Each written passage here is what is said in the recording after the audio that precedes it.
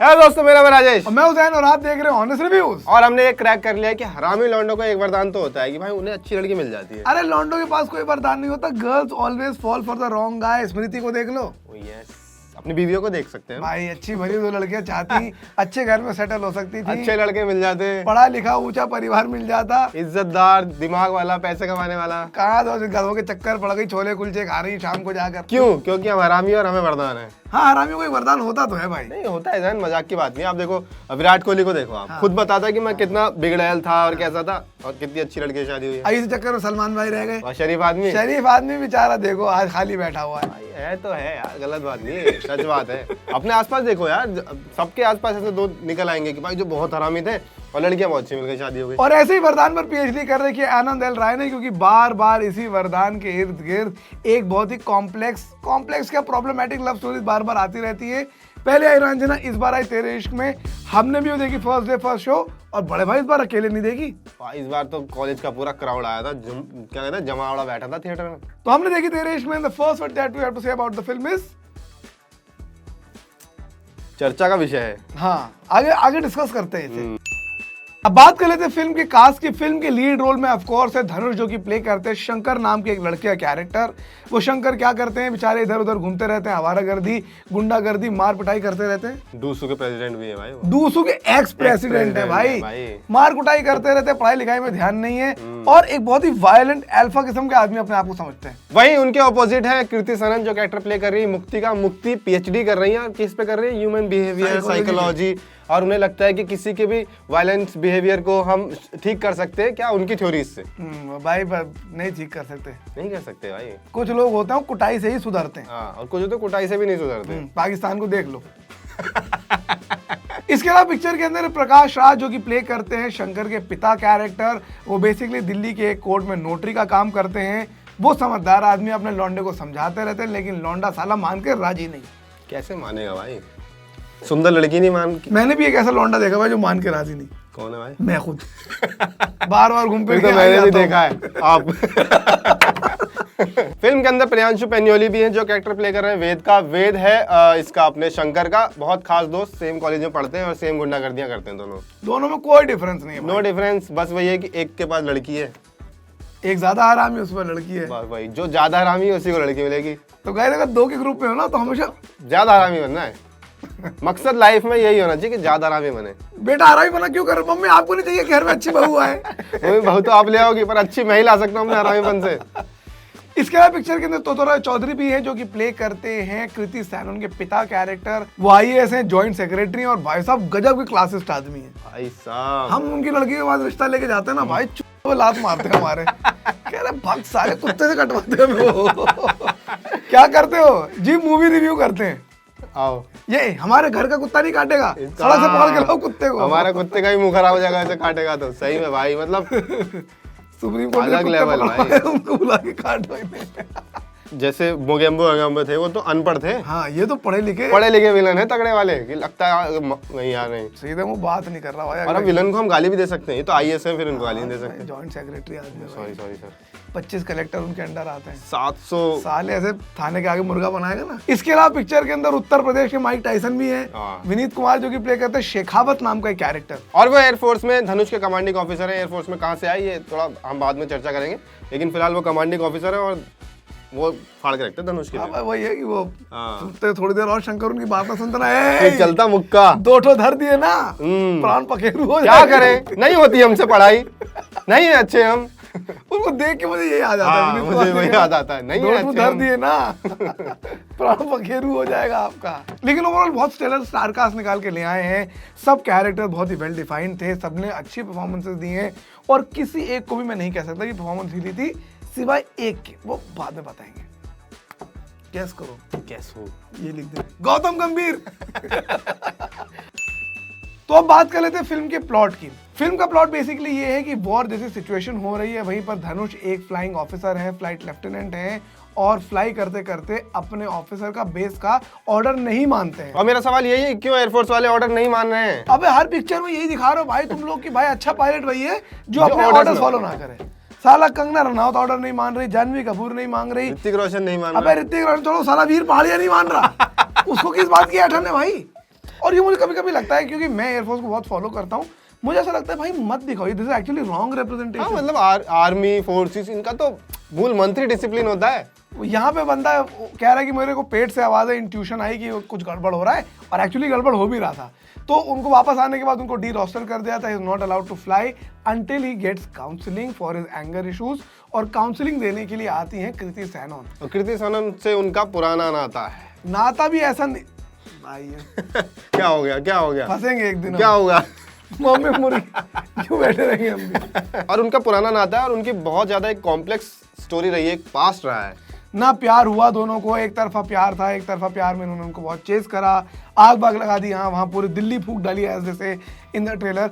और एक jilted lover होने के बाद इन्होंने एयरफोर्स ज्वाइन कर, सालों साल एक दूसरे से नहीं मिले, और अब जब आके फाइनली मिले हैं तो वॉर की सिचुएशन है। कृति सनन एक ऐसी कंडीशन में है जो उस दौर से अब बहुत अलग है, और दोनों मेंटली इमोशनली बहुत अलग अलग जोन में हैं। दोनों एक दूसरे से कुछ और चाहते हैं, और वो बहुत ही कॉम्प्लेक्स, बहुत ही लेयर्ड सिचुएशन में दोनों आ जाते हैं।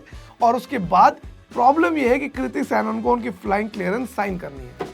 भाई वो याद आ गया मुझे, एडमिट कार्ड जब नहीं मिलता था, ओह यस प्लीज जब तक मैथ्स वाली मैम नहीं साइन करेंगी, फिर आप लगे पड़े मैम मैं नहीं करूँगा, मैम भी मैं अटेंडेंस पूरी कर लूंगा मैम, अगली बार मैं होमवर्क कर लूंगा मैम, तब मैम का होता है। नहीं मुझ तक तुम्हारी आवाज नहीं आ रही है। अरे भाई बहुत बहुत मेरे तो ऐसे हरामीपना करा है मैमों ने। मैं स्टाफ रूम के बाहर कह रहा हूँ मैम मैं कम इन, मैम मैं कम इन,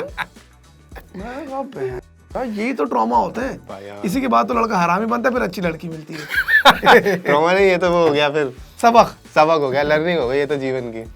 तो पूरी की पूरी कहानी ऑडियंस के सामने अनफोल्ड होती है कि कृति सैनन और धनुष के बीच में एक्चुअली क्या हुआ था, इतना कॉम्प्लेक्स उनकी रिलेशनशिप कैसे बन गई, और एंड में उसका रेजोल्यूशन क्या होगा। और जो कि आप लोगों ने ट्रेलर के अंदर देखा कि एक जिल्टेड लवर वाली स्टोरी है कि इनके प्यार को उन्होंने ठुकरा दिया, धोखा दिया, धोखा नहीं दिया, वो पर्सपेक्टिव के ऊपर है।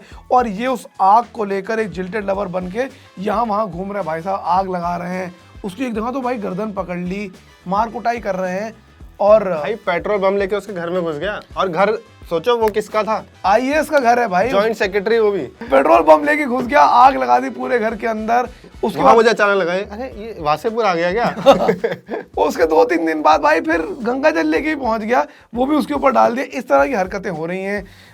इन अ वे वो हैरेस कर रहा है भाई उस लड़की को, और लड़की इवेंचुअली उसके प्यार में थोड़ी मेंटली हिल भी जाती है और प्यार में पड़ भी जाती है। परेशान तो हो जाती है वो। भाई कोई तुम्हारे घर पे आके तुम्हारी शादी के दिन मान लो तुम्हारी एक्स गर्लफ्रेंड आ गई, एक्स भी नहीं है एक्चुअली टेक्निकली, हाँ मतलब तुम्हारा ऐसे फ्लेम है एक, हाँ आ गई। ऐसे ही ट्यूशन में रजिस्टर एक दवा ले लिए थे, हमने भी दे दिए, एक आध खरीदवा दिया, पेटिस खा ली, एक दवा पेटिस खा ली, मैं दूंगा बोल दिया। हाँ, और फिर एक दिन वो आ जाए, सोचो तुम्हारी शादी में आग लगा दे प्लेटों में, मार कुटाई मचा दे भाई, तुम हिल नहीं जाओगे भाई, हाँ हकलाने लगेगा आदमी भाई। तो ये सब दिखाया भाई, और उसके बावजूद ये है कि भाई कृति सैनन उसके लिए बिछी जा रही हैं, कृति सैनन उसको प्यार कर रही हैं, उनसे रिक्वेस्ट कर रही हैं, और बहुत ही कॉम्प्लेक्स ऑलमोस्ट अबसर्ड नैरेटिव बन जाता है, जहां पर आपको देख के लग रहा है what the fuck is going on. मतलब एक तरफ आपको धनुष के कैरेक्टर में दिखा कि इसके साथ कितना गलत हो रहा है, हाँ वो फील होना शुरू हो जाता है, अरे यार बेचारे के साथ ये हो गया, अब ये हो गया, वो हो गया।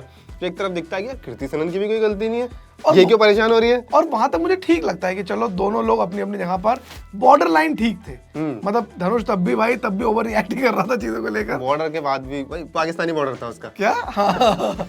उसके बाद भी ओवर रिएक्शन था, लेकिन एंड में आपको लगता है कि नैरेटिव बिल्ड होता है क्लासिकल लव स्टोरी की तरह, ऑलमोस्ट वीर ज़ारा की तरह, फिर वो रांझना हो जाती है, लेकिन एंड में वो एकदम तेरे नाम जैसी अबसर्ड हो जाती है। तो ये क्लस्टर फक हो गया, जो कि मजेदार भी था लेकिन अबसर्ड भी था, पर बहुत ही डिफिकल्ट सिचुएशन हो गई फॉर अस टू रिव्यू। इतनी सीरियस बात तो कभी नहीं करना भाई, क्या भाई पिक्चर ही ऐसी बना दी भाई। आनंद भाई ने क्या बोले अभी। No talking about the 3 things we liked about the film. सबसे पहले फिल्म की परफॉर्मेंसेस टॉप नॉच है, और खास तौर पे अगर हम बात करें तो कृति सैनन ने मतलब किल किया है भाई। यहाँ से मैं चाहता हूँ उनके करियर का ग्राफ चेंज हो जाना चाहिए। बिल्कुल डेफिनेटली ऐसा लग रहा था कि कमिंग ऑफ एज फिल्म थी उनके लिए, कि उन्होंने इससे पहले अच्छे रोल्स करे थे, लेकिन यहाँ पर उन्होंने जो लेयरिंग करी है, जो सीन बाय सीन कैरेक्टर का इमोशनल चेंजेस पकड़े हैं, वो बहुत ही अच्छी है। Well done to her. Second thing अगर मैं बात करूं कि पिक्चर के अंदर एक कनेक्टिंग सीन है रांझना के यूनिवर्स के साथ, और वो सीन अगर आपके रोंगटे ना खड़े हुए तो यहाँ आगे कॉमेंट में दोनों गाली बक देना, वैसे ही बक देंगे। अच्छा वहां लगेगी भी ना तो भी आगे बकी तो गाली तो बकी देना। बट पर बहुत ही एक ऐसा सीन था जिसे आप चलते हुए महसूस कर पा रहे थे, क्योंकि रांझना से आप जुड़े हुए भी हो, और जब वो सीन ऐसे मोमेंट पे आता है और सामने दिखता है तो और जिस तरह से इन दोनों कहानियों का मजा आ आपने गया, जोड़ा है, मजा आ गया बहुत ही भाई। बढ़िया था। गुड लेसन फॉर उस एवरीबॉडी। एक सीन के लिए फिल्म दोबारा देखी जा सकती है। हाँ वो ऐसा सीन था वो सीन कैसा, वो सीन लीक हो जाना चाहिए। हाँ, वो सीन लीक हो जाना चाहिए, हम उसको देखेंगे बार बार बैठ के। Third thing that we liked was actually the picture's music. कुछ गाने जबकि मुझे लगा कि ठीक ठाक नहीं थे, लेकिन वही जब मैं वापस स्टूडियो आया तब तक मैं उन्हें गुनगुनाने लगा था। यार रहमान का स्टाइल ही यही है कि भाई आप सुनोगे, आपको लगेगा एवरेज है, फिर धीरे धीरे चढ़ेगा। लेकिन फिर भी अगर हम कंपैरिजन में जाएं तो अगर रांझना 10 थी तो ये 6-7 6-7 है। अगर चमकीला, अमर सिंह चमकीला 10 थी तब भी ये 6 ही है। हो सकता है मे बी 1-2 हफ्ते बाद गाने इसके चलने लगे, दिमाग पे चढ़ जाए। कुछ गाने अच्छे थे बट ओवरऑल म्यूजिक ठीक ठाक था। No talking about the 3 things I disliked about the film. Personally मुझे धनुष एक वक्त के बाद अच्छा नहीं लग रहा था। आई थिंक मोनोटोनस एक्टिंग हो गई थी भाई, वो आदमी बार थ्रू बार आउट पूरी मूवी एक ही इमोशन के साथ चल रहा था और एक ही तरीके से डायलॉग बोल रहे हैं। एक वक्त के बाद लगने लगा था कि भाई सीधे मुंह बात कर। मतलब भाई मुझे लगता है जैसे थिएटर में भी हम लोग बोलते हैं कि भाई राजा कभी तो नॉर्मल बात करता होगा, हमेशा वही पहरेदार, हाँ ए आओ इधर बैठो, अबे भाई कभी तो पेश किया जाए, हाँ कभी तो नॉर्मल चलता होगा भाई, आओ बैठो भाई, जान भाई क्या हाल चाल। अभी यहाँ हम इतनी समझदारी की बातें करते, कभी तो हम भी गंदी बातें करते होंगे। वो हिसाब में धनुष का मुझे लगा कि you know it was almost like he was trying a lot to look like Rajinikanth. और आफ्टर अ व्हाइल मुझे पर्सनली लाइक मे बी सबको ऐसा ना, मुझे लगने लगा यार अभी ज्यादा हो रहा है भाई तेरा, तू धड़क पे आ गया आप तो सीधा। हाँ मतलब आपका भैया ज्यादा हो रहा है थोड़ा सा। अब ठीक है भाई, भूलो मत, आशिकों का गॉड है वो। ओह यस, अभी आपकी गांड तोड़ देंगे। Second thing we disliked about the film was actually the absurdity. कुछ जगह हमने जैसे कि बोला कि plot almost what the fuck type की जोन में चला जा रहा था। मतलब आपको लगने लगता है कि यार कहानी बनाने के लिए क्या इन्होंने ऐसा किया है क्या? हाँ, कि ये जो लाए हैं ये सेट तो नहीं हो रहा है यहाँ पे। हाँ कुछ लॉजिकल ब्लंडर्स भी थे पिक्चर के अंदर, अगर उनको अगर इग्नोर भी कर दिया जाए तो प्लॉट के अंदर अपने आप थोड़ा सा बीच बीच में होता है। और मेजरली वो सेकंड हाफ में था। हाँ। तो वही हम उस दुख के साथ बाहर आए तो इसलिए में ज्यादा फील हो रहा है। फर्स्ट हाफ में होता तो हम भूल जाते। Correct. And the third thing we disliked about the film was कि जब रांझना को बाद में देखा गया, कई सालों बाद लोगों ने उसके अंदर प्रॉब्लमेटिक चीजें ढूंढना शुरू कर दी। यहाँ पर उम्मीद थी कि शायद उस यूनिवर्स को, उस कैरेक्टर को, स्टोरी को या इस नई स्टोरी के साथ उसको रिडीम कर लिया जाएगा। यहाँ पर भी वो नहीं होता, कुछ चीजें प्रॉब्लमेटिक एज इट इज रह जाती हैं। और उसमें मेजर इशू यही है कि गलत लड़का है, गलत तरीके से प्यार करना चाहता है, गलत तरीके से प्यार हासिल दिखा करना रहा है, चाहता है। हासिल करना चाहता है, और लड़की उसके प्यार में ही गिरती है। और एक अच्छा लड़का है जो फिल्म के अंदर, हाँ। जो हर तरीके से सपोर्ट कर रहा है, समझा रहा है। सलमान भाई भाई रियल लाइफ सलमान भाई। लेकिन यही मुझे लगता है एक दीवानियत की दीवानियत में कितनी भी क्रेजी चीजें दिखाई हों, एंड में पिक्चर ने अपने आप को रिडीम कर लिया, बिकॉज हर्षवर्धन का कैरेक्टर एक्चुअली जाके अपोलोजाइज करता है।